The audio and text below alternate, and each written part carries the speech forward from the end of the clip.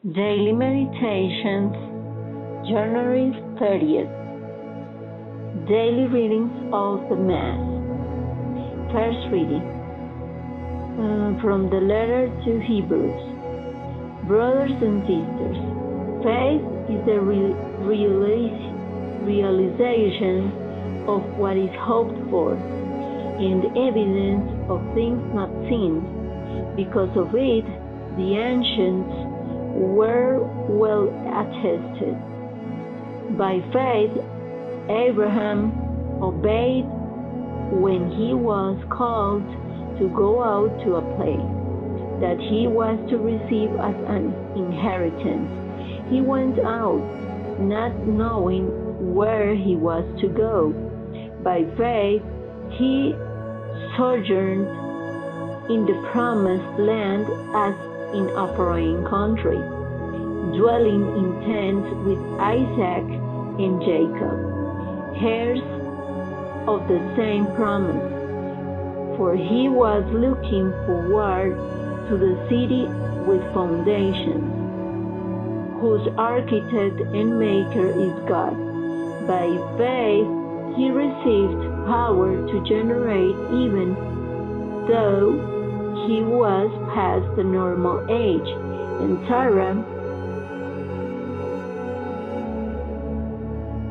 Sarah herself was sterile, for he thought that the one who had made the promise was trustworthy. So it was that there came forth from one man, himself as good as dead, descendants as numerous as the stars in the sky, and as countless as the sand on the seashore. All these died in faith. They did not receive what had been promised, but saw it and greeted it from afar, and acknowledged themselves to be strangers and aliens on earth. For those who speak thus show that they are seeking a homeland. If they had been thinking of the land from which they had come, they would have had opportunity to return. But now they desire a better homeland, a heavenly one. Therefore, God is not ashamed to be called their God, for he has prepared a city for them. By faith, Abraham, when put to the test, offered up Isaac, and he who had received the promises was ready to offer his only son, of whom it was said, "So through Isaac descendants shall bear your name." He reasoned that God was able to raise even from the dead, and he received Isaac back as a symbol. Responsorial Psalm. Blessed be the Lord, the God of Israel. He has come to his people. He has raised up for us a mighty Savior, born of the house of his servant David. Blessed be the Lord, the God of Israel. He has come to his people. Through his holy prophets, he promised of old that he would save us from our sins, from the hands of all who hate us.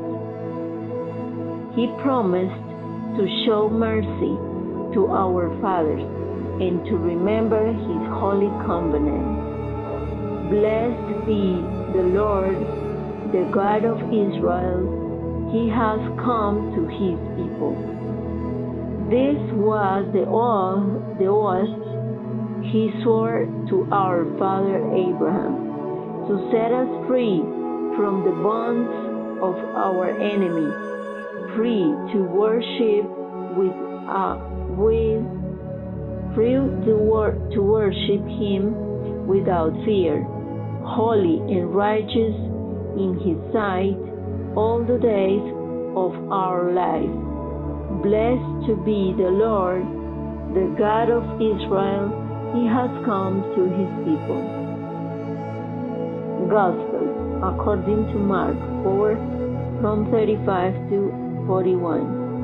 On that day, as evening drew on, Jesus said to His disciples, "Let us cross to the other side." Leaving the crowd, they took Jesus with them in the boat just as He was, and other boats were with Him.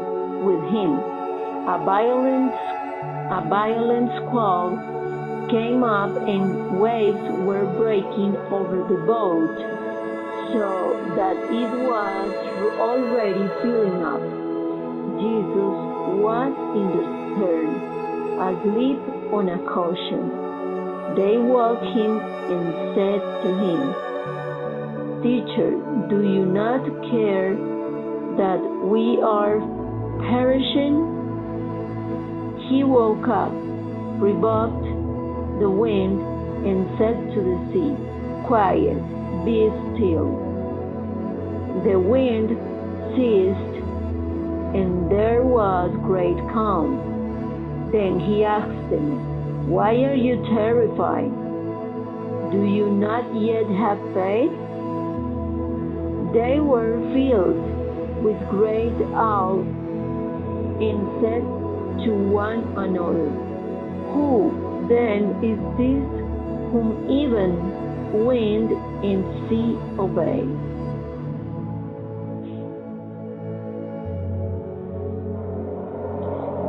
Daily Reflections of Alcoholics Anonymous, January 30th. Freedom from, freedom to. We are going to know a new freedom. Alcoholics Anonymous, page 83.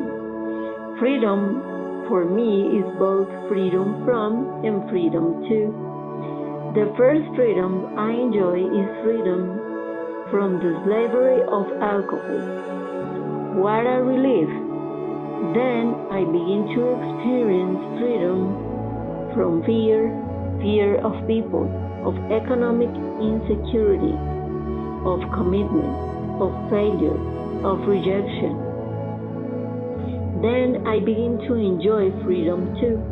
Freedom to choose sobriety for today, freedom to be myself, freedom to express my opinion, to experience peace of mind, to love and be loved, and freedom to grow spiritually.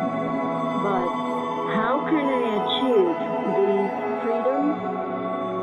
This book clearly says that before I am halfway through making amends, I will begin to know a new freedom, not the old freedom of doing what I please, without regard to others, but the new freedom that allows fulfillment of the promises in my life, what I joy to be free. From the book 24 Hours a Day, The Little Black Book, Saturday, January 30th. Thought for the day. A drinking life isn't a happy life. Drinking cuts you off from other people and from God. One of the worst things about drinking is the loneliness. And one of the best things about AA is the fellowship. Drinking cuts you off from other people, at least from the people who really matter to you, your family, your co-workers, and your real friends. No matter how much you love them, you build up a wall between you and them by your drinking. You're cut off from any real companionship with them. As a result, you are terribly lonely. Have I got rid of my loneliness? Meditation for the day. I will sometimes go outside into a quiet place of retreat with God. In that place, I will find restoration and healing and power. I will plan quiet times now and then, times when I will commune with God and arise rested and refreshed to carry on the work which God has given me to do. I know that God will never give me a lot greater than I can bear. It is in serenity and peace that all true success lies. Prayer for the day. I pray that I may strengthen my inner life so that I may find serenity. I pray that my soul may be restored in quietness and peace.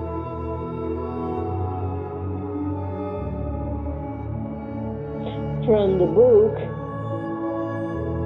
Today's Gift, Daily Meditations for Families, Saturday, January 30th. Everyone has his own fingerprints. The white light streams down to be broken up by those human prisms into all the colors of the rainbow.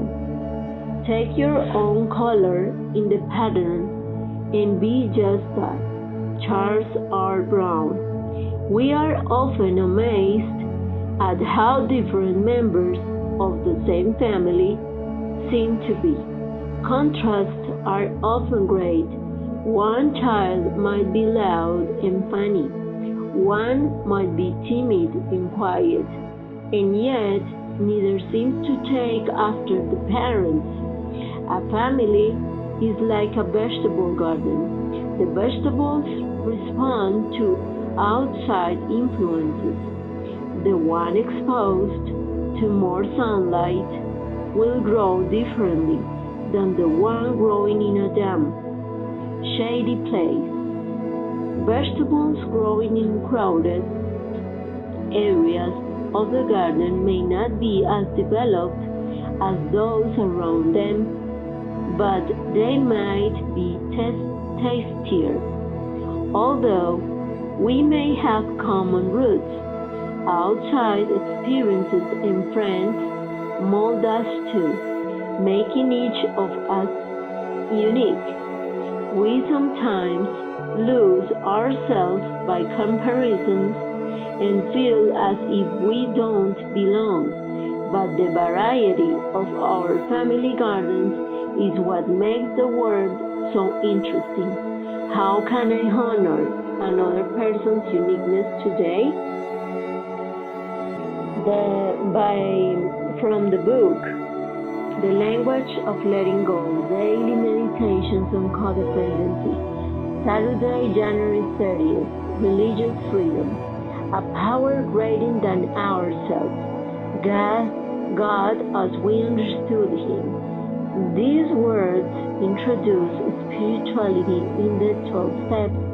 They are the first two references to God, and they are worded that way for a reason. We each have the freedom to define and understand our higher power, God, as we choose. That means we do not bring our religious affiliation into our recovery groups. It means that we do not try to impose our religious beliefs or our understanding of God on anyone else. We do not use our groups or meetings as a soapbox to gain religious converts. We do not try to force the particulars of our religious beliefs on others. we give each person the right to a personal understanding of a higher power and ourselves. Today, I will respect other people's understanding of God as well as my own. I will not allow others' judgment of my beliefs to cause my anxiety and distress. I will seek to grow spiritually and recovery with or without the assistance of a particular religion or denomination.